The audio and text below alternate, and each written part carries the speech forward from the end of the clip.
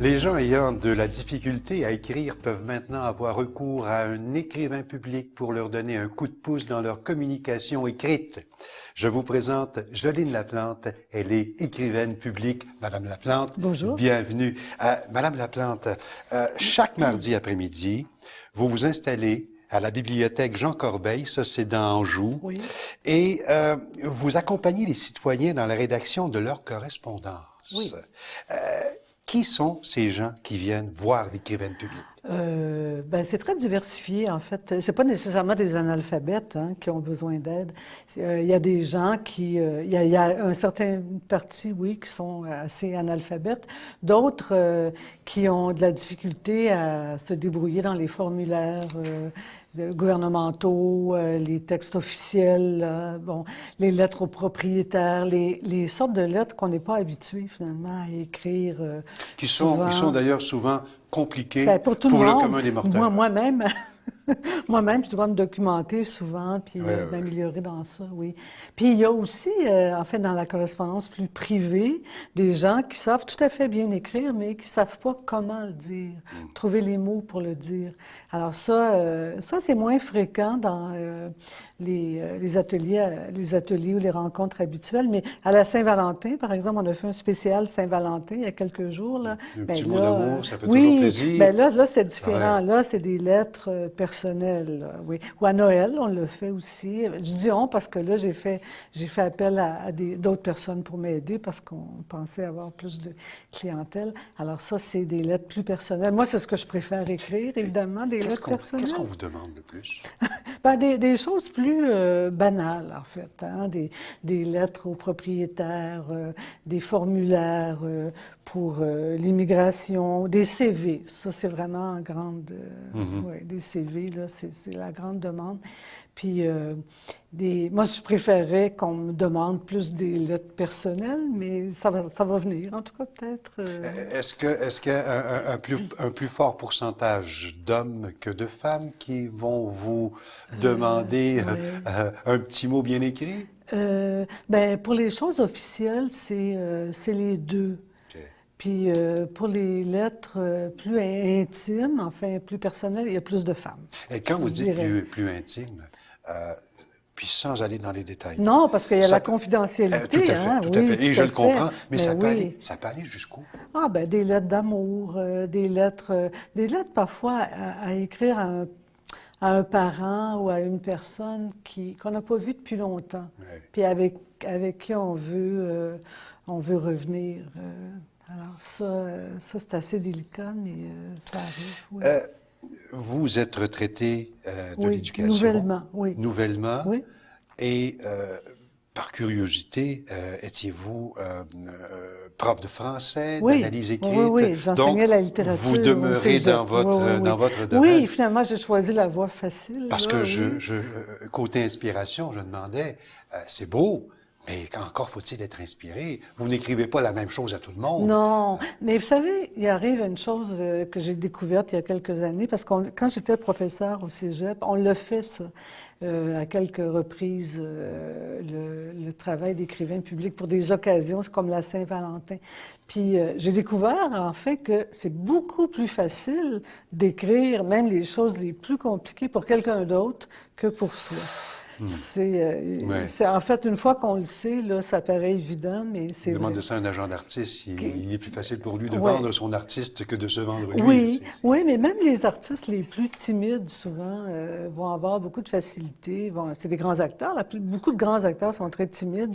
Alors, c'est un peu pareil, finalement, quand on écrit pour quelqu'un d'autre, ça vient de soi. Qu'est-ce qui vous a amené à pratiquer ce métier? Je ne sais pas si on peut appeler ça un métier, là, vraiment, je vous consacre métier. En fait, il y a une chose, c'est un détail, mais c'est un personnage de roman de Jacques Poulet que j'ai lu il y a peut-être une vingtaine d'années. Puis il y a un de ces personnages qui faisait ce métier-là. Mais il faisait le métier d'écrivain public. Il se spécialisait dans les lettres d'amour. Alors, ça m'avait beaucoup... Je savais bien que ça n'existait pas, mais ça m'avait beaucoup intriguée. Puis je m'étais dit, ah, quel beau métier, tu sais, si ça pouvait exister. Puis, par la suite, évidemment, quand j'ai travaillé avec les analphabètes, il y a depuis 3 ans maintenant, j'ai découvert qu'en fait, il y avait un besoin qui était moins romanesque, là, mais vraiment urgent, là, tu sais, un besoin ponctuel, là, pratique. C'est pas, on n'apprend pas aux gens à écrire, on les dépanne. Ce que je fais, c'est une sorte de dépannage, là. À votre connaissance, je reprends ce terme, ce métier d'écrivain public. Ah oui, je l'aime bien, oui. Bon, on est d'accord, parce que je pense que c'en est un. Oui. Ça s'exerce ailleurs dans le monde, Oui. mais beaucoup moins au Québec. Êtes-vous la seule à pratiquer? Bien, ça veut dire que, non, mais ça existe au Québec déjà, mais c'est un métier qui est pratiqué sur une base régulière, puis où les gens sont rémunérés pour ce travail-là. Hein? Il y a des agences là, d'écrivains, de rédacteurs, on peut appeler ça écrivains ou rédacteurs, qui écrivent comme ça. Oui, ça existe, mais on doit payer pour avoir les services. Donc, j'en conclus que vous le faites gracieusement. Oui, moi, c'est du bénévolat. Bénévolat. Tout à fait. Oui. Est-ce que vous œuvrez pour un organisme précis? Oui, je travaille avec un organisme qui s'appelle le SAC Anjou, qui est un organisme communautaire de services d'aide communautaire. Mais à l'intérieur du SAC Anjou, il y a les ateliers mot à mot. Puis c'est là que je fais des cours aux analphabètes. Puis j'ai l'appui des ateliers mot à mot et de la bibliothèque pour faire ce travail. En marge de ce rôle d'écrivaine publique, vous enseignez aussi. Bien, j'enseigne à des analphabètes, oui, aux Encore ateliers mot à mot. Oui. Vous avez décidé de redonner, vous, oui, hein? moi j'ai eu une belle vie comme professeur que j'ai adoré. J'ai adoré faire ça. Puis je trouve que la lecture, c'est un cadeau tellement merveilleux que je voudrais en faire profiter tout le monde.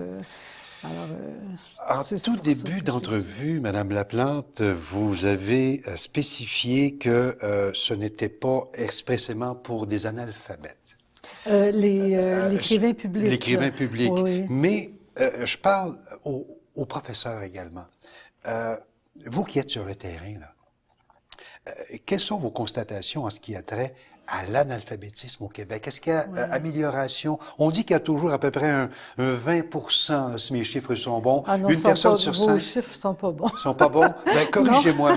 Corrigez-moi, j'espère de façon positive. Mais non, malheureusement. Malheureusement. 20 ça, c'est des analphabètes complets. Mais si on parle d'analphabètes fonctionnels, qui ont de la difficulté à comprendre un document un petit peu plus complexe, on parle de presque 50 un Québécois sur deux. Oui, là, c'est vraiment beaucoup. Mais moi, lors de mes années d'enseignement, j'ai eu affaire de plus en plus à des études. Moi, j'enseignais au cégep, alors c'était quand même des gens qui étaient plus avancés dans leurs études. Mais certains, parce qu'ils sont allophones, ou certains parce qu'ils sont passés à travers les mailles du système, étaient malheureusement pas loin d'être des analphabètes. Là. Oui. Madame Laplante, finalement, comment peut-on bénéficier du service que vous offrez? Eh bien, on peut se rendre chaque mardi après-midi de 3 heures à... Pas de 3 heures, de 13 heures à 16 heures à la bibliothèque Jean Corbeil d'Anjou. Et puis, on peut prendre rendez-vous aussi avec moi aux ateliers mot à mot. Prendre rendez-vous parce que je peux rencontrer des gens en dehors de ces heures-là. Je dis de 13h à 16h, mais je peux étirer le temps là, quand Vos ateliers mot à mot, et ne vous inquiétez pas parce qu'on va montrer également le numéro de téléphone et l'endroit où les gens peuvent. Oui, puis à la bibliothèque, les gens peuvent donner de l'information sur moi aussi. Alors, Madame Jolene Laplante. Oui. Merci beaucoup d'être venue. Ça m'a fait plaisir. Et merci de ce beau mouvement de cœur que vous rendez aux autres. Oui. Merci. À bientôt. Merci de m'avoir invité. Après la pause, on s'en va directement au Conseil citoyen.